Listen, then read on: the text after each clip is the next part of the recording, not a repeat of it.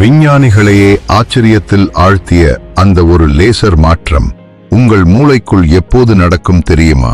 1998ஆம் ஆண்டு இஸ்ரேலின் வெய்ட்ஸ்மேன் அறிவியல் நிறுவனத்தில் ஒரு விசித்திரமான உண்மை நிரூபிக்கப்பட்டது. ஒரு எலக்ட்ரான் மனிதன் கவனிக்காத போது அலையாகவும் கவனிக்கும் போது திடப்பொருளாகவும் மாறுகிறது. இதற்கும் உங்கள் வாழ்க்கைக்கும் என்ன சம்பந்தம்? நரம்பியல் விஞ்ஞானிகள் ஒரு மிகப்பெரிய கிளிச், அதாவது ஒரு ரகசிய ஓட்டையை கண்டுபிடித்துள்ளார்கள். உங்கள் எண்ணம் வெறும் கற்பனையாக இல்லாமல் ஒரு லேசர் கற்றையைப் போல வலிமை பெற்று உங்கள் நிஜ வாழ்க்கையை மாற்றத் தொடங்க. உங்களுக்கு தேவையானது வெறும் 17 வினாடிகள் மட்டுமே. அந்த 17 வினாடிகளில் உங்கள் அணுக்களுக்குள் நடக்கும் அந்த மாபெரும் இயற்பியல் ரகசியம் என்ன? இந்த பிரபஞ்சத்தின் ரகசிய குறியீட்டை அவிழ்க்க தயாராகுங்கள். இது உங்கள் தமிழ் இன்ஸ்பிரேஷன் சேனல். பகுதி 1. மூளைக்குள் நடக்கும் அந்த 17 வினாடி லேசர் மாற்றம். ஒரு எண்ணம் எப்படி பொருளாக மாறும்? இது கேட்பதற்கு சாத்தியமில்லாத ஒன்றைப் போல தோன்றலாம். ஆனால் 2026ஆம் ஆண்டின் அதிநவீன நரம்பியல் இமேஜிங், நியூரல் இமேஜிங் தொழில்நுட்பம் மூளைக்குள் நடக்கும் இந்த வித்தையை திரையில் படம் பிடித்து காட்டியுள்ளது. ஒரு மனிதனின் மூளை என்பது ஒரு பிரம்மாண்டமான குவாண்டம் இயந்திரம். நீங்கள் ஒரு விஷயத்தை பற்றி நினைக்கத் தொடங்கும் முதல் 5 வினாடிகளில் உங்கள் மூளையில் வெறும் சாதாரண பலவீனமான மின் அதிர்வுகள் மட்டுமே ஏற்படுகின்றன. அந்த எண்ணத்திற்கு எந்த ஒரு பலமும் கிடையாது. அது வெறும் பின்னணி இரைச்சல், பேக்ரவுண்ட் நாய்ஸ். ஆனால் உங்கள் மூச்சு விடுவதை கூட கவனித்து எவ்வித சிதறலும் இல்லாமல் ஒரு எண்ணத்தை சரியாக 17 வினாடிகள் பிடித்து வைக்கும் போது உங்கள் மூளையில் உள்ள பில்லியன் கணக்கான நியூரான்களும் ஒருங்கிணைகின்றன. சிதறி கிடந்த அந்த மின் அதிர்வுகள் அனைத்தும் ஒன்றிணைந்து ஒரு சக்தி வாய்ந்த லேசர். இந்த துல்லியமான 17 வினாடி முனையில்தான் ஒரு எண்ணம் வெறும் கற்பனை என்ற நிலையிலிருந்து மாறி ஒரு காந்த புலமாக உருமாறுகிறது. இது ஏதோ மேஜிக் இல்லை. இது தூய மூளை வேதியியல் மாற்றம், நியூரோகெமிஸ்ட்ரி. உங்களின் இந்த தீவிரமான அறிவாற்றல் குவியல்தான் காக்னிட்டிவ் லாக், இந்த பிரபஞ்சத்தின் அலை செயல்பாட்டை உடைக்கும் முதல் ஆயுதம். பகுதி 2. அலை செயல்பாட்டு சரிவும் உங்கள் யதார்த்தமும். முன்னுரையில் நாம் பார்த்த அந்த குவாண்டம் பரிசோதனைக்கு இப்போது வருவோம். குவாண்டம் இயற்பியலின்படி நீங்கள் ஒரு நாற்காலியை பார்க்காத வரை அந்த நாற்காலி அங்கே ஒரு திடப்பொருளாக இல்லை. அது அந்த அறையில் எங்கு வேண்டுமானாலும் இருக்கலாம் என்ற ஒரு நிகழ்தகவு அலையாக, வேவ் ஆஃப் ப்ராபபிலிட்டி மட்டுமே இருக்கிறது. நீங்கள் உங்களின் கவனத்தை அந்த இடத்திற்கு கொண்டு செல்லும் அந்த மைக்ரோ வினாடியில் அலை செயல்பாடு சரிந்து அது ஒரு நாற்காலியாக உறைந்து போகிறது. இதை அப்படியே மனித வாழ்க்கைக்கு பொருத்தி பாருங்கள். உங்களின் எதிர்காலம் என்பது ஒரு குறிப்பிட்ட வடிவத்தில் எழுதப்படவில்லை. அது எல்லையற்ற சாத்தியக்கூறுகள் கொண்ட ஒரு பெரிய அலை. நீங்கள் எந்த விஷயத்தின் மீது உங்களின் ஆழமான கவனத்தை செலுத்துகிறீர்களோ அந்த அலை அங்கே சரிந்து உங்கள் வாழ்க்கையின் பௌதிக உண்மையாக மாறுகிறது. நீங்கள் தொடர்ந்து உங்கள் வறுமையையோ அல்லது நோயையோ பற்றி ஆழமாக சிந்தித்தால் பிரபஞ்சம் அந்த அலைகளை வறுமையாகவும் நோயாகவுமே உறைந்து போகச் செய்கிறது. 17 வினாடிகள். ஒரு புதிய எண்ணத்தில் நீங்கள் கவனத்தை குவிப்பது என்பது பிரபஞ்சத்தின் துணை அணுக்களை ஒரு புதிய வடிவத்தில் உறையச் செய்வதற்கான ஒரு நேரடி கட்டளை. பகுதி 3. ரெட்டிகுலர் ஆக்டிவேட்டிங் சிஸ்டம், RAS என்னும் ஃபில்டர். சரி, எண்ணத்தை 17 வினாடிகள் பிடித்து வைப்பதால் உடலுக்குள் என்ன நடக்கிறது? இங்குதான் மூளையின் ஒரு அதிமுக்கியமான அமைப்பு செயல்படுகிறது. அதன் பெயர் ரெட்டிகுலர் ஆக்டிவேட்டிங் சிஸ்டம், அல்லது சுருக்கமாக RAS. இன்றைய தகவல் தொழில்நுட்ப யுகத்தில் வினாடிக்கு 2 மில்லியன் பிட் தகவல்கள் நம் கண்களையும் காதுகளையும் வந்தடைகின்றன. இவை அனைத்தையும் மூளை உள்ளே அனுமதித்தால் மனிதன் பைத்தியமாகி விடுவான்.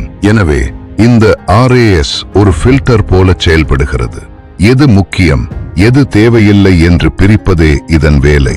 நீங்கள் ஒரு குறிப்பிட்ட இலக்கை நோக்கி தொடர்ந்து 17 வினாடிகள் ஆழமாக கவனம் செலுத்தும் போது இந்த RAS அமைப்பு, ஓஹோ, இதுதான் இவருக்கு மிக முக்கியமான கட்டளை போலிருக்கிறது என்று பதிவு செய்து கொள்கிறது. அது பதிவு செய்த மறுகணமே ஒரு விசித்திரம் நடக்கும். நீங்கள் நினைத்த அந்த இலக்கை அடைவதற்கான வாய்ப்புகள், நபர்கள், புத்தகங்கள், முதலீடுகள் என அனைத்தையும் உங்களை சுற்றியுள்ள கூட்டத்திலிருந்து பிரித்து உங்கள் கண்களுக்கு மட்டும் பிரத்யேகமாக காட்டும். அந்த வாய்ப்புகள் புதிதாக உருவாகவில்லை.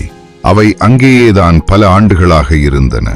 ஆனால் இப்போது உங்களின் சினாப்டிக் வலிமை மாறியுள்ளதால் உங்கள் மூளை அதை தேடி கண்டுபிடிக்கிறது. பகுதி 4.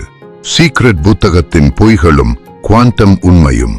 உலகம் முழுவதும் பலரும் ஈர்ப்பு விதி என்பதை பற்றி பேசியுள்ளார்கள். ஆனால் அதில் 90% பேர் தோற்று போவதற்கு காரணம் அவர்கள் அறிவியல் புரியாமல் வெறுமனே கற்பனை மட்டுமே செய்கிறார்கள்.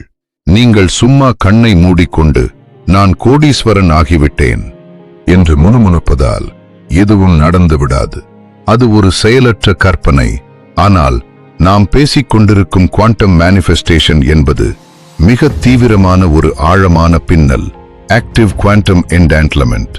நீங்கள் ஒரு இலக்கை 17 வினாடிகள் முழு உணர்வோடு அது நடந்துவிட்டதைப் போல உடல் சிலிர்க்க நினைக்கும் போது உங்கள் இதயத்திலிருந்து சக்தி வாய்ந்த காந்த அதிர்வுகள் வெளியாகின்றன.